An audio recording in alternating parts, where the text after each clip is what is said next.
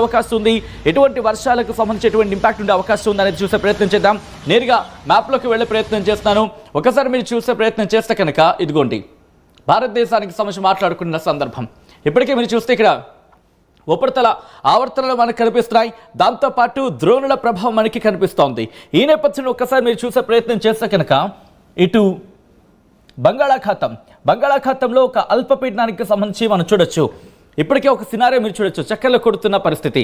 అయితే ఇది ఒక 2 రోజుల్లో మనకి ఇంపాక్ట్ చూపించే అవకాశం, ఇంకో 2 రోజుల పాటు దీని డైరెక్షన్ ఎలా ఉండబోతుంది అనేది ఆసక్తికరంగా మారుతోంది. ఇది కనుక మన వైపు కనుక వస్తే, ఇటువైపు కనుక ప్రభావం చూపిస్తే ఇటు ఆంధ్రప్రదేశ్తో పాటు కాస్త తెలంగాణ వరకు ఇంపాక్ట్ చూపించే అవకాశం ఉంది. లేదు ఇటువైపు వెళ్ళబోతుంది అనేది ఆసక్తికరంగా మారుతుంది. అయితే దీనికి సంబంధించి ఇంకా పూర్తి స్థాయిలో క్లారిటీ రావాలనే చెప్పుకోవాలి.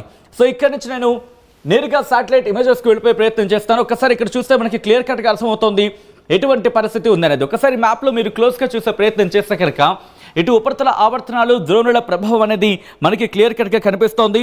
ఇక్కడ మహారాష్ట్ర నుంచి తమిళనాడు వరకు ఇక్కడ ద్రోణి ప్రభావం ఉంది. దాంతోపాటు ఇక్కడ కర్ణాటక మీదుగా, మహారాష్ట్ర నుంచి కర్ణాటక మీదుగా ఇటు తమిళనాడు వరకు కూడా ఒక ద్రోణి ప్రభావం మనకి కనిపిస్తోంది.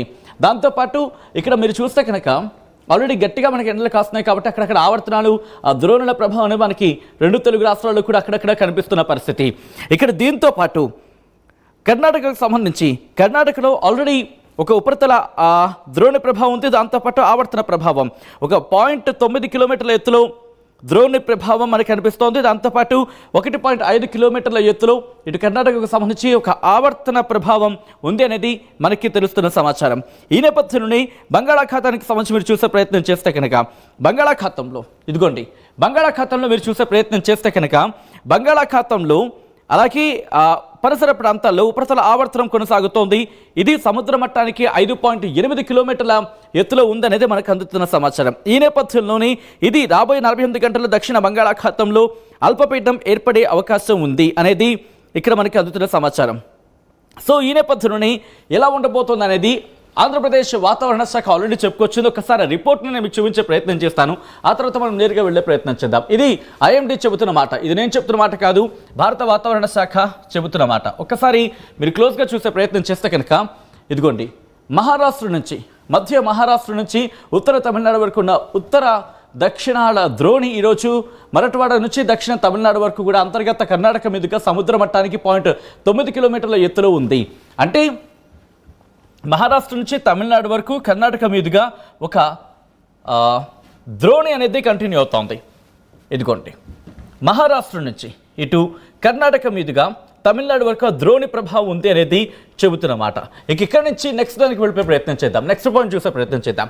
అలాగే ఉపరితల ఆవర్తనం దక్షిణ అంతర్గత కర్ణాటక మరియు పరిసర ప్రాంతాల్లో సగటు సముద్ర మట్టానికి 1.5 కిలోమీటర్ల ఎత్తులో విస్తరించి ఉంది అనేది కర్ణాటకకు సంబంధించి. ఇదిగోండి కర్ణాటకకు సంబంధించి మాట్లాడుకున్న సందర్భంలో ఉపరితల ఆవర్తనం 1.5 కిలోమీటర్ల ఎత్తులో ఉంది అనేది వాతావరణ శాఖ చెబుతున్నమాట. ఇక్కడి నుంచి నెక్స్ట్ పాయింట్ చూసే ప్రయత్నం చేస్తే ఇదిగోండి ఆగ్నేయ బంగాళాఖాతం మరియు దాని పరిసర ప్రాంతాల్లో ఉన్న ఉపరితల ఆవర్తనం కొనసాగుతూ ఈరోజు సముద్ర మట్టానికి 5.8 కిలోమీటర్ల ఎత్తు వరకు విస్తరించి ఉంది. దీని ప్రభావంతో రాబోయే 48 గంటల్లో దక్షిణ బంగాళాఖాతంలో అల్పపీడనం ఏర్పడే అవకాశం ఉందని భారత వాతావరణ శాఖ చెబుతోంది. మీరు చూస్తే ఆగ్నేయ బంగాళాఖాతం దాని పరిసర ప్రాంతాల్లో, ఇదిగోండి ఆగ్నేయ బంగాళాఖాతం దాని పరిసర ప్రాంతాల్లో ఒక ఆవర్తనం మనకి కనిపిస్తోంది అనేది భారత వాతావరణ శాఖ చెబుతోంది. ఇది ఎలా మారబోతోంది అనేది ఒకసారి మళ్ళీ పాయింట్ చూపిస్తున్నాను, ఆ తర్వాత మళ్ళీ ఇక్కడికి వచ్చే ప్రయత్నం చేద్దాం. ఇది ఆగ్నేయ బంగాళాఖాతం దాని పరిసర ప్రాంతాల్లో ఉపరితల ఆవర్తనం ఉంది. ఇది కొనసాగుతోంది, సముద్ర మట్టానికి 5.8 కిలోమీటర్ల ఎత్తులో ఉంది. దీని ప్రభావంతో రాబోయే 48 గంటలు దక్షిణ బంగాళాఖాతంలో అల్పపీడనం ఏర్పడే అవకాశం ఉంది. ఇదిగోండి ఆగ్నేయ బంగాళాఖాతంలో ఆల్రెడీ ఇక్కడ ఆవర్తనం ఏర్పడింది.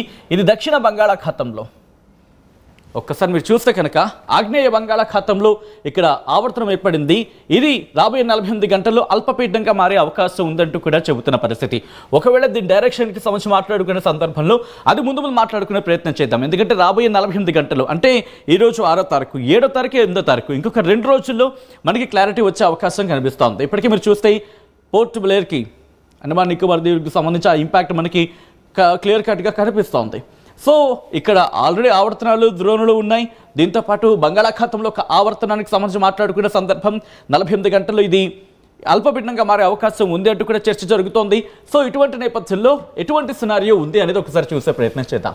ఐఎండీకి సంబంధించి ఇదిగోండి మనం సాధారణంగా ఇక్కడ చూస్తూ ఉంటాం ఎటువంటి వాతావరణ పరిస్థితులు ఉన్నాయనేది. ప్రస్తుతం ఉత్తర కోస్తా ఆంధ్రాకు సంబంధించి ఆ ఇంపాక్ట్ మనకి ఇక్కడ కనిపిస్తోంది. దాంతోపాటు ఇటు తెలంగాణకు సంబంధించి కాస్త ఇంపాక్ట్ అయితే మాత్రం అక్కడక్కడ ఉంది. వర్షపాతం చూసుకుని చాలా తక్కువగా ఉందని చెప్పుకోవాలి. అఫ్కోర్స్ అప్పటికి మనకి ఎండలు స్టార్ట్ అయ్యాయి. వర్షాలకు సంబంధించి కాస్త మందగించినప్పటికీ ఎండలు కాస్తున్న పక్క వర్షాలు కూడా పడుతున్న సందర్భం.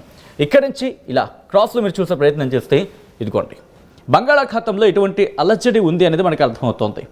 బంగాళాఖాతంలో సో ఇది ప్రస్తుతం చాలా కీలకంగా మారింది. ఇది రాబోయే 48 గంటల్లో మనకి ఇంపాక్ట్ చూపించే అవకాశం ఉంటుంది. ఒకవేళ అల్పపీడనంగా మారితే కనుక దాని ఇంపాక్ట్ మారే అవకాశం ఉందని చెప్పుకోవచ్చు. సో ఇక్కడి నుంచి నేను నేరుగా భారత వాతావరణ శాఖ ఇస్తున్న రిపోర్ట్ని చూపించే ప్రయత్నం చేస్తున్నాను. ఎటువంటి అలర్ట్స్ ఇస్తోంది, ఆ ఇంపాక్ట్ ఆల్రెడీ ప్రారంభమైందా లేదా మొత్తం అంతా చూసే ప్రయత్నం చేద్దాం.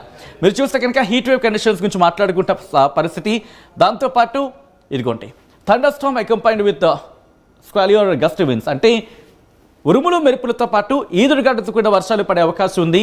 ఎక్కడెక్కడ అంటే కనుక ఇదిగోండి అరుణాచల్ ప్రదేశ్ నుంచి మొదలు పెడితే అస్సాం, మేఘాలయ, తమిళనాడు, పుదుచ్చేరి, కరైకాల్, అలాగే కేరళ, మాహి, లక్షద్వీప్, కోస్టల్ ఆంధ్రప్రదేశ్, యానం, కర్ణాటక, అంటే కోస్టల్ ఆంధ్రప్రదేశ్, యానంకి సంబంధించి ఉరుముల మెరుపులతో పాటు ఈదురుగాలులతో కూడా వర్షాలు పడే అవకాశం ఉందని భారత వాతావరణ శాఖ చెబుతోంది.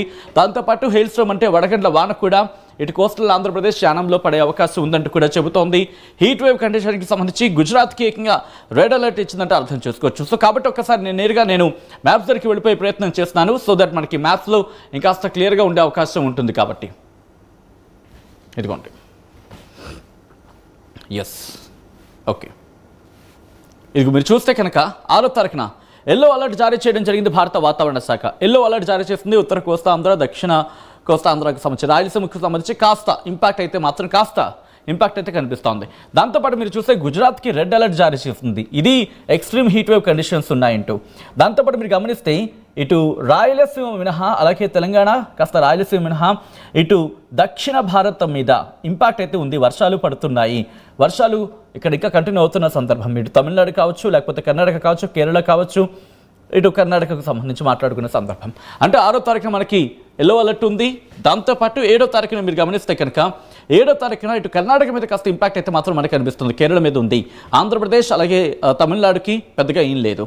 ఆ తర్వాత 8వ తారీఖున ఇది ఆవర్తన ప్రభావం మనకి కర్ణాటకకు ఉంది. కాబట్టి కాస్త మన మీద కూడా కాస్త అటు ఇటుగా ఇంపాక్ట్ చూపిస్తున్న పరిస్థితి ఉందని చెప్పుకోవచ్చు. పూర్తిగా లేదని మనం చెప్పలేం కానీ బట్ అక్కడక్కడైతే మాత్రం చిరుజల్లులు కురుస్తున్నాయి. దాంతోపాటు మనకి కూడా కాస్త హీట్ బాగా ఉంది కాబట్టి అక్కడక్కడ ఆవర్తనాలు పడుతున్నాయి. ఆ ఆవర్తనాలు కావచ్చు లేకపోతే ద్రోణుల ప్రభావం కాస్త ఆ వర్షాలు అక్కడక్కడ పలకరిస్తున్న పరిస్థితి ఉందని చెప్పుకోవచ్చు. ఆ తర్వాత 9వ తారీఖున